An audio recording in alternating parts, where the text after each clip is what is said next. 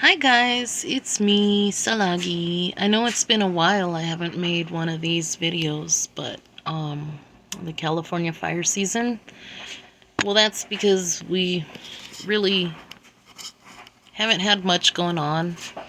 But I also wanted to update you guys about this app, which I thought was really cool, and that's why I'm making this video right now, is because they they updated it to nationwide.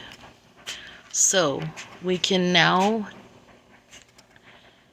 check out any fires that are going on the East Coast. And I'm not sure why they couldn't do that before, but it's basically this whole year that I was making the fire season videos, we couldn't look at the East Coast. So now we can. And I know, like, it's pretty wet over there. It's not like they have fires like the West does, but it's still good to see like what's going on over there too, you know, because they do have fires. It's just probably mostly happens in the summertime for them. But for us here in California, we tend to have fire season. Our fire season is definitely year round at times. I mean, we just had that atmospheric river that went through, and I wish this app would include some weather, but all we get is like the wind, which way the wind is going, and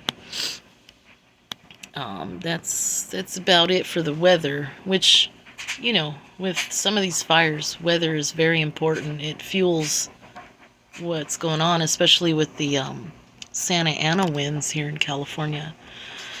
So, anyways, I hope everybody's doing good, and I hope you're all having a good holiday season, regardless of circumstances or the economy or whatever else. And I hope everybody's just enjoying family and time together and good food.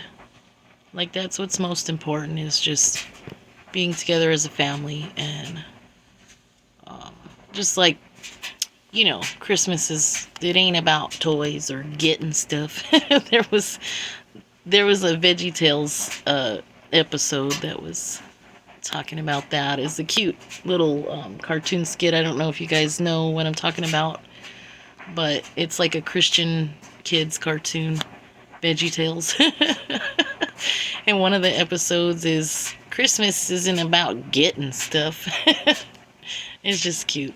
Anyways, well, for me, because I'm a Christian, Christmas really is about Jesus and the gift that he gave to all of us, and what we could do to give back to his sacrifice, back to him, you know, giving our life over to him, that we would be renewed in spirit and mind and body, that we would have some peace in our life. It's really hard right now to try to have peace. There's so much going on and so much confusion, and just about everybody I know is having issues in life. There's like no relief, it seems like. But just remember, like, true joy comes from the heart, and especially if you have Jesus in your heart. So in the spirit of Christmas, I would like to just tell you guys, you know, learn more about Jesus. Like, you'd be surprised. He's not what a lot of people might say. He's much more than that. And like, I'm not going to go into all the details. That's something for you to find out. But definitely don't just take people's word for it. Go do your own research about the man that sacrificed his life for you and me and everyone. And just knowing that he's a great guy. that he was more than just a great guy. And we can't find anyone here on this earth quite like him. So, to me, that's important. Like, I kind of struggle with family and stuff like that. Like, I've been through a lot of trauma and toxic family situations, and so there's been so many times where all I have is Jesus. And so yeah, go ahead and learn about Jesus for the Christmas season. That's a perfect time to get to know him. And he already knows you, but you can absolutely learn more about him. And what the world needs more of right now is definitely Jesus and what he has to teach us. He's a wise man. He's also many, many more things to me, obviously, because I'm a Christian. He is my Lord and Savior. And that's just it. Like, what more do you need? So, you could say wise man, you could say great teacher, you could say prophet, you could say all these things about Jesus, and it's all true. But the most important part is that he was here to save us from ourselves, from the wickedness that abounds throughout this world. Not just here in America, but all over the place. And I don't think we can see the other countries, but, well, they just don't show us their fires. When you see the little lines through the map, that's when you know that we're not allowed to see. We can see their hot spots, but it's not going to show us the actual fires or any cameras. If they had cameras in the area, it's not going to show it. And I don't think that the East Coast, still, I don't think they have cameras, but maybe we'll get to that point at some point. Like California, there's cameras all over, and we can sit there and view what's going on if the fire is in view of the cameras. I also think it's weird that we can't see the lakes. I'm not sure why that would be non-viewable, but, and then I don't know, I guess maybe this is part of Canada, so we can't see that either. So yeah, it's just a little short video, guys. I just wanted to let you guys know that cool news that we can see the entirety of the United States when we view our fire season map. And so, you know, I'll be making those videos when we have those issues again. But hopefully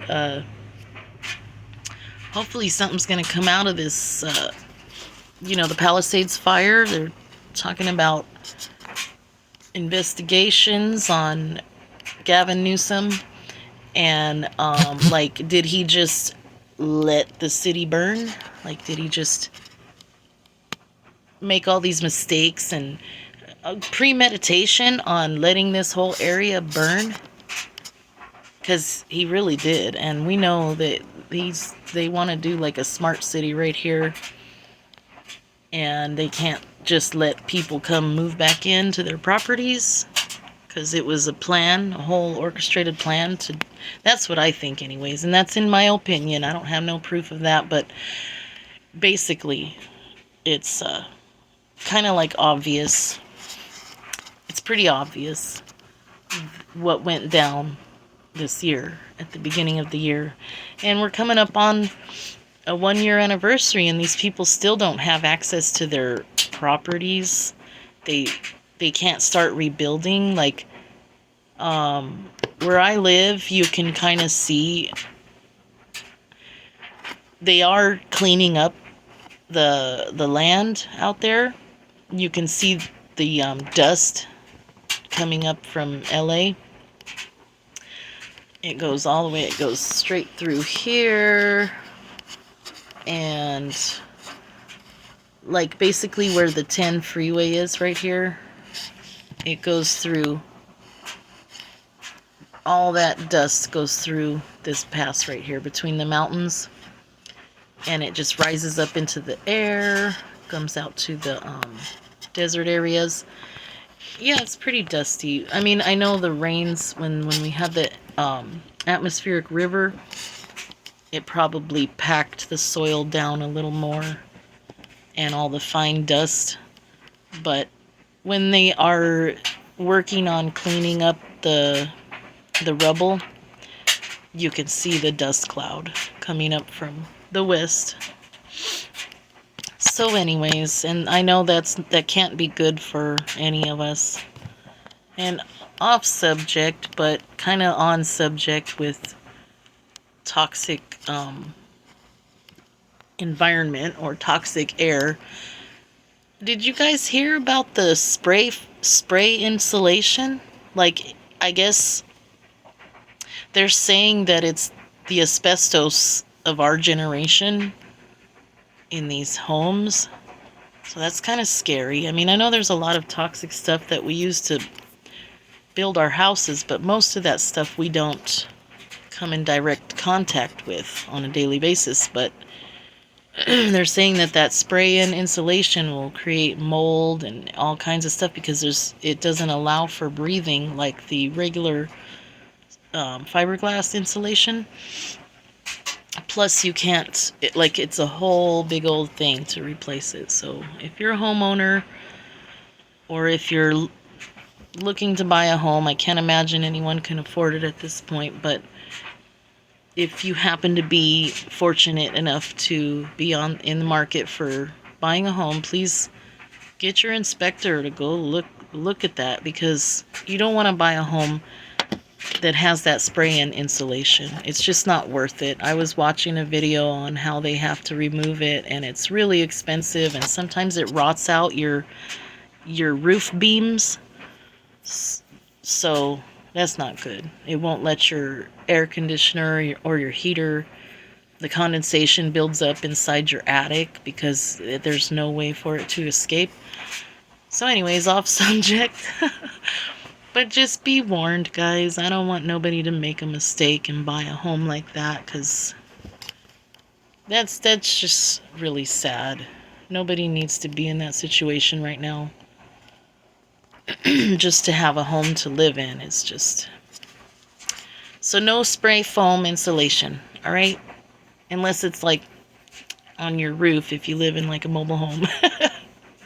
Which I think it works pretty good there. But they were also saying for the roof ones, if there's a traveling leak, you'll never find it.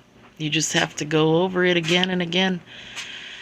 So, anyways, I'm going to end this video here, but it's so good to be able to talk to you guys. It's been a while, I think probably since August or September or something like that. I can't remember when the last California fire season video I did, but there's not really any fires to speak of. There's just whatever this is just hot spots from the city, just, or factories or whatever, but there's no fires. I thought there was a fire. I was watching a video and the lady was saying there's a fire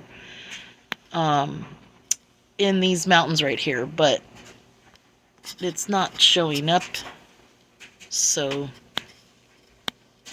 I don't know. And she was saying that it was in a place that already had a fire, which is pretty interesting.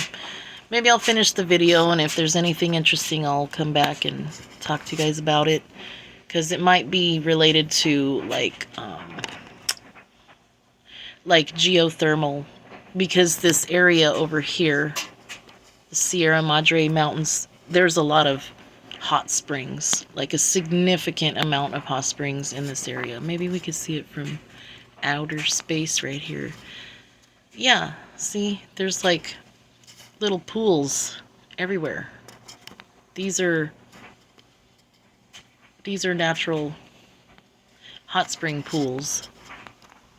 kind of pockmarked. It's interesting. I really think it does have to do with, like, I don't know for sure, but I think because it comes from the snow melt, right? But these little pools are hot. Some of them are like sauna hot. So definitely there's gotta be geothermals going on with the Sierra Madres, and I don't know if that's what she was talking about, that there's a fire, maybe uh, that's the source of the fire, but I don't know for sure, so don't quote me on that one. But anyways, guys, I hope you have a wonderful day, and just stay safe out there, and I'll talk to you later. Bye-bye.